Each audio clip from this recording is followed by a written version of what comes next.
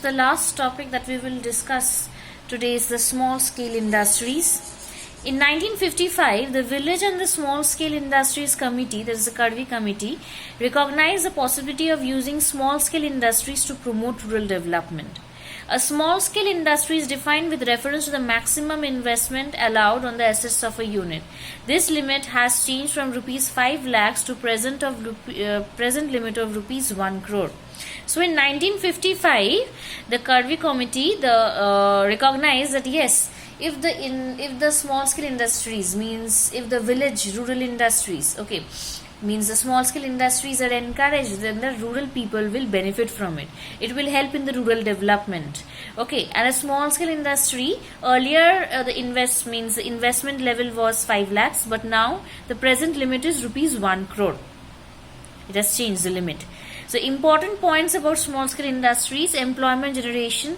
Small scale industries are more labor intensive, that is, they use more labor than the large scale industries, and therefore they generate more employment. After agriculture, small scale industries provide employment to the largest number of people in India. So the small scale industries, as it is generally for the rural development, it is labor intensive in nature, means it employs huge amount of labor than the large scale industries, which uses machines. And therefore they generate employment also. So after agriculture, if you say in the rural areas, the largest employer of labor is the small scale industry.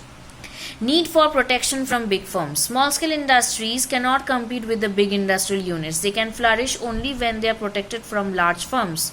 So various steps were taken by the government for their growth. Government reserved production of a number of products for the small scale industry. The criteria for reserving the products depends on the ability of these units to manufacture the goods. Small scale industries were also given concessions such as lower excise duty and bank loans at low interest of rate. So small scale industries were unable to compete with the big industrial units. So they could only flourish if they get the support of the government, and it means they get the support of the government, or when they are protected from the large firms by the support of the government. Now how did the government protect them? The government reserved some of the products for the small scale industry. The criteria for reserving some products for only to be produced by the small scale industry was that so that we do not become dependent on the large manufacturing units.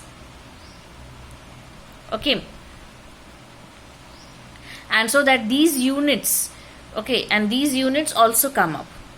Various concessions were given to the small scale industry, such as lower excise duty and cheap credit, means at a very less interest rate loans were extended to the small scale industries.